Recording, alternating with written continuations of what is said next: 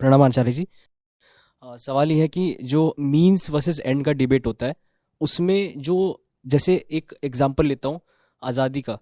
तो जैसे अगर कोई योजना बनाता है कि मुझे बहुत जल्दी आज़ादी चाहिए और उसके लिए मैं ये काम करूँगा, मैं बैक ट्रेस करता हूँ कि सबसे जल्दी आज़ादी के लिए मुझे ये कुछ 10 चीज़ें करनी है और फिर मैं उस एक्शन को लेता हूँ। वर्सेस एक दूसरा तरीका है कि मैं अभी अभी का हालत देखता हूँ और मुझे जो सबसे बेहतर कदम लगता है मैं उसको लेता हूँ। तो ये और इन दोनों में कोई अंतर है? कैसी आज़ादी की बात कर रहे हो? 1947 का नाइनटीन उसमें फोर्टी भी अगर हम सेवन तो देखें। अंग्रेज़ों को क्यों हटाना है? बेचारे इंसान हैं, पड़े हुए हैं, उन्हें क्यों हटाना है? नहीं, बिल्कुल मूढ़ों वाले सवाल कर रहा हूँ, मुझे समझाओ थोड़ा। अंग्रेज़ों को हटाना है, क्यों हटाना है? कोई भी बात ऐसे मत शुरू करो कि पर ऐसा तो होता ही है ना। हर चीज़ पर थोड़ा सवाल उठाओ। तो अंग्रेज़ हैं, यहाँ इतने लोग रहते हैं, कुछ अंग्रेज़ भी रह रहे हैं, तो उनको हटाना क्यों है? हम समझना चाहते हैं, इसी से हमें आज़ादी का अर्थ स्पष्ट होगा। हम समझना चाहते हैं हमें अंग्रेज़ों को क्यों हटाना है, बताओ। एक दमनकारी है, एक शोषणकारी है। किसका दमन हो रहा है?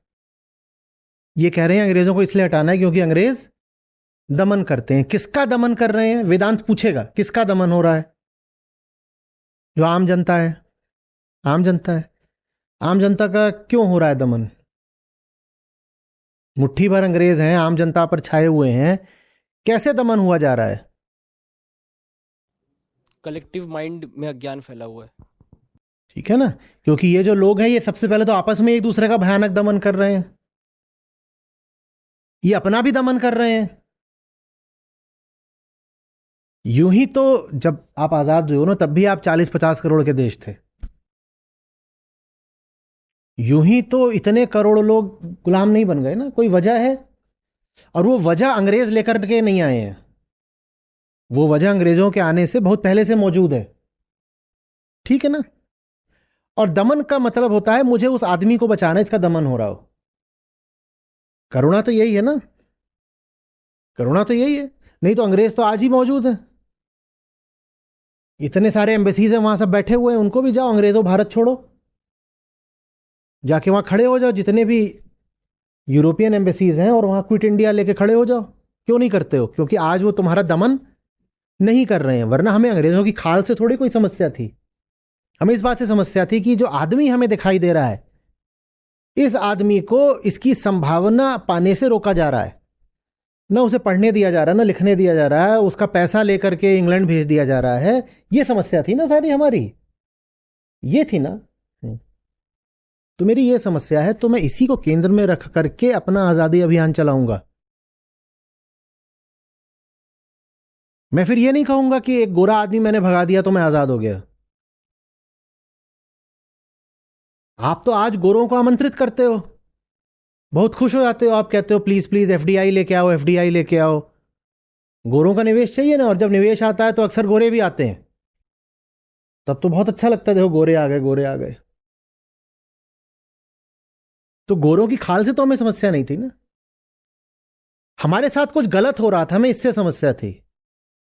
तो मेरा पूरा जो स्वतंत्रता संग्राम है वो इस बात पर आधारित होगा कि भारतीयों के साथ कुछ गलत नहीं होना चाहिए। वो जो गलत हो रहा है उसको रोकने के लिए यदि अंग्रेजों से सत्ता लेना आवश्यक है तो मैं वो भी करूंगा।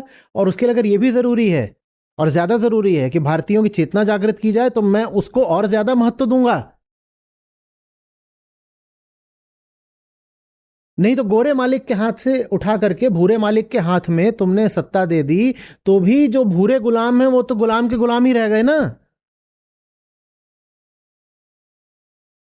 या कुछ बदल गया उनका?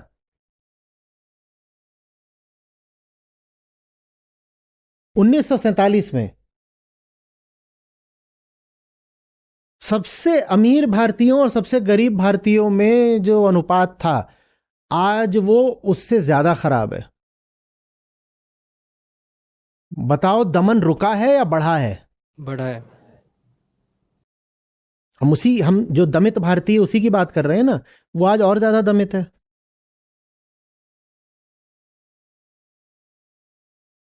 अब क्या करें?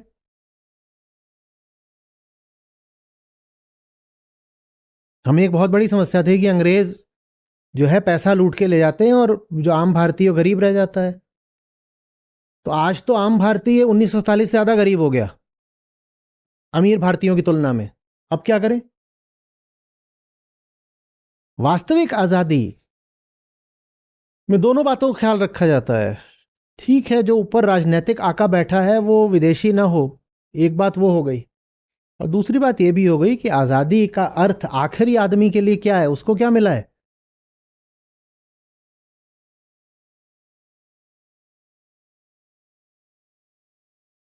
तो योजना का योजना उपयोगिता तो क्या है? बनाओगे, पर योजना किसी उद्देश्य के लिए बनाई जाती है ना।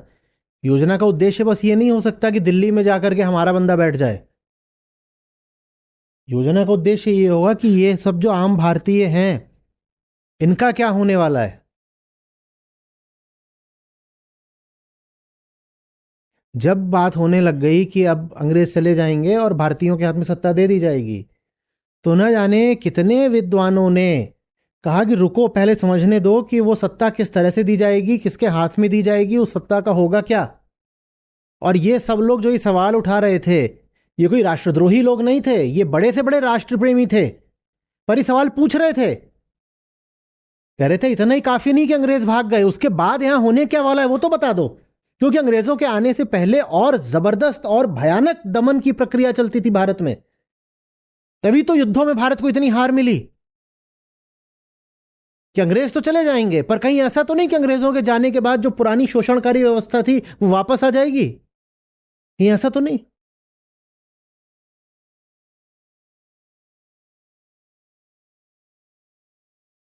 अगर तुम गौर से देखोगे तो सच्चाई यह है कि जब अंग्रेज आए तब भारत में स्त्रियों की जो हालत थी वो उससे बदतर थी कि जब अंग्रेज भारत छोड़ के गए। सती को अंग्रेजों ने रोका है, महिलाओं को पढ़ने का अधिकार अंग्रेजों ने दिया है, बाल विवाह और बहु विवाह पर कुछ हद तक अंकुश अंग्रेजों ने लगाया है। तो बताओ महिलाओं के लिए आजादी का क्या अर्थ है? हाँ बिल्कुल, अंग्रेजों को भारत पर राज नहीं करना चाहिए, भारतीय सक्षम है अपने ऊपर राज करने में। बिल्कुल। बहुत अजीब बात है ये कि वहां से चंद द्वीपों से कुछ गोरे लोग आकर के इतने सारे 50 करोड़ भारतीयों पर राज कर रहे हैं, बिल्कुल नहीं होना चाहिए।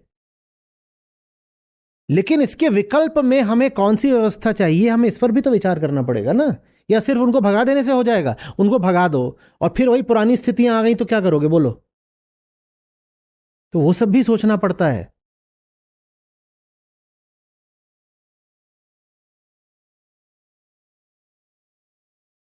यही बात दलितों की हालत में बारे में कही जा सकती है। इतने अधिकार थे जो उन्हें अंग्रेजों के ही समय में मिले हैं। हम नहीं कह रहे हैं कि अंग्रेजी शासन भारत के लिए अच्छा था, हम कह रहे हैं कि हमें आजादी को उसके अर्थ की समग्रता में जानना पड़ेगा। आजादी बस ऐसे ही नारा नहीं होती है कि आपने नारा लगा दिया और झंडा फहरा दिया तो आजाद हो गए। आजादी बड़ी गहरी चीज होती है। हम्म। हमें बिल्कुल एक बाल कथा जैसी बता दी गई। आम आदमी से पूछो कि क्या होता था 1947 से पहले, तो कहेंगे भारत बड़ा जबरदस्त देश था। हाँ, सोने की चिड़िया था। अंग्रेज आए और हमारे यहाँ तो बिल्कुल रामराज्य था, और अंग्रेज आए, उन्होंने कब्जा कर लिया और हमें बर्बाद कर दिया। और वो जो यहाँ आए ही थे ताकि वो हम पे अत्याचार कर सकें, और हमारी गौरवशाली सभ्यता से उन्होंने सारा ज्ञान विज्ञान और कलाएं लूट ली। और फिर हमने विद्रोह करके, आंदोलन चला करके अंग्रेजों को भगा दिया। कुल मिलाकर के ये कहानी हमें बताई गई है। ये बाल कथा है, सच्चाई दूसरी है।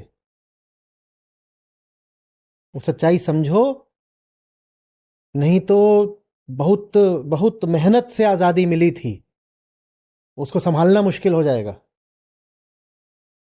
सिर्फ अंग्रेज नहीं आए थे, कोई वजह थी। डच, पुर्तगाली, फ्रेंच सब आए थे, कोई वजह थी। और किसी को बहुत मेहनत नहीं लगी यहां पर आकर के अड्डा बनाने में, उसकी भी कोई वजह थी।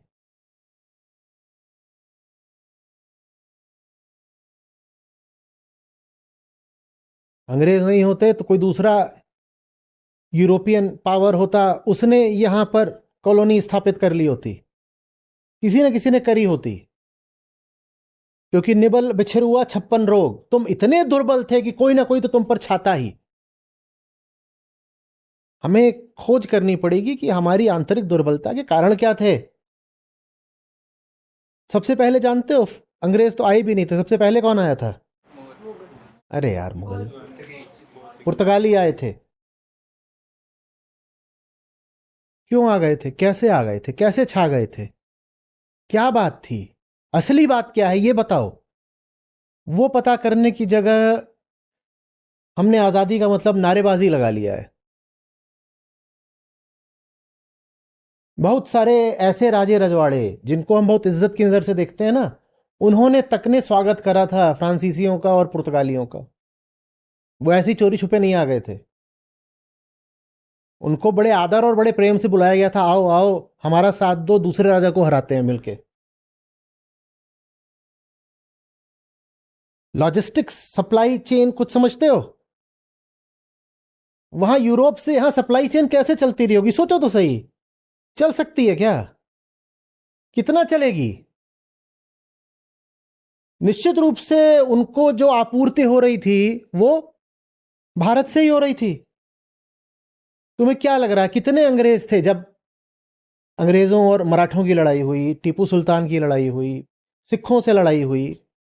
आपको क्या लग रहा है उन युद्धों में, अंग्रेजों की सेनाओं में अंग्रेज कितने होते थे? ये सब जाके थोड़ा पढ़िए तो आपको पता चलेगा कि गुलामी कहां से आई। आजाद तो हम थे ही, आई गुलामी। और गुलामी कहां से आई हम ये समझना नहीं चाहते, स्वीकार नहीं करना चाहते, क्योंकि उससे हमारे अहंकार को ठेस पहुंचती है। और ये भी नहीं कि जिन्होंने अंग्रेजों का साथ दिया वो सब के सब बड़े नालायक और दुष्ट लोग थे। वो सताए हुए लोग थे, उनमें से बहुत सारे वो शोषित लोग थे, बहुत सारे जिन्होंने अंग्रेजों का साथ दिया, अंग्रेजों का, दूसरी ताकतों का। उन कारणों को बरकरार मत रखो। स्वतंत्रता बहुत ऊंची चीज है, उसका सम्मान करो, उसको समझो, तभी उसकी रक्षा हो पाएगी। बहुत सारे राजे थे और बहुत बड़ा एक जनसंख्या का वर्ग था पूरे भारत में फैला हुआ। इसने कहा कि जो अभी चल रहा है इससे तो बेहतर है कि इस राजा को हटा करके अंग्रेज ही आ जाए।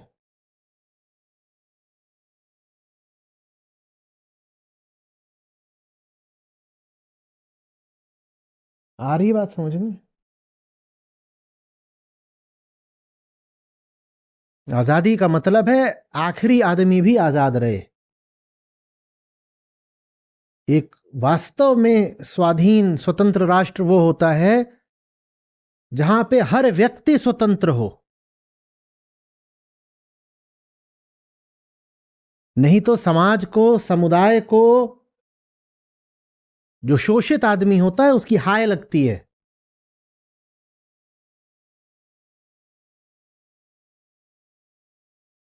द्वितीय विश्व युद्ध हुआ था, हिटलर की सेनाएं यूरोप में कम से कम 4 दिशाओं में आगे बढ़ रही थी। पश्चिम की ओर फ्रांस, पूर्व की ओर पोलैंड, नीचे की ओर जाकर के इटली में भी वो लड़ रही थी। मुसोलिनी को हटा दिया गया था 1943 में। और उत्तर पूर्व की ओर जाके उन्होंने 41 में रूस पर धावा खोल दिया था। उत्तर पश्चिम की ओर ब्रिटेन पर तो चल ही रहा था। इतनी दिशाओं में लड़ रही थी और हर दिशा से नतीजे अलग अलग मिल रहे थे। जानते हो ये जो अलग अलग नतीजे थे, इनमें एक बड़ा महत्वपूर्ण तत्व क्या था? जहां जर्मन सेनाएं जा रही थी वहां के लोग अपनी सरकार से कितने खुश थे।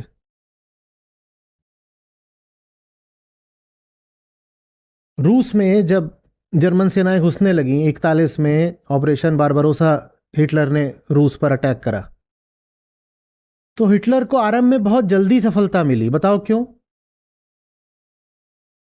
क्योंकि वहां की जो आबादियां थीं, वेस्टर्न यूएसएसआर की, उस समय की, स्टालिन भी तो तानाशाही था ना। वो स्टालिन से इतनी उकताई हुई थी कि उन्होंने जर्मन सेनाओं का समर्थन कर दिया।